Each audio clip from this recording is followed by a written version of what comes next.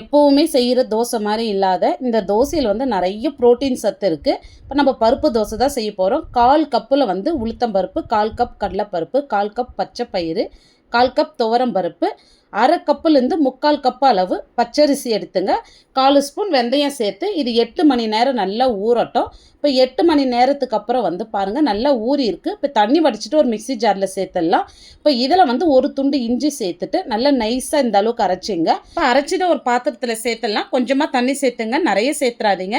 இப்போ தேவையான அளவு உப்பு, 1 ஸ்பூன் சர்க்கரை சேர்த்துடலாம். ஆப்பசோடாலாம் எதுவும் சேர்க்காதீங்க.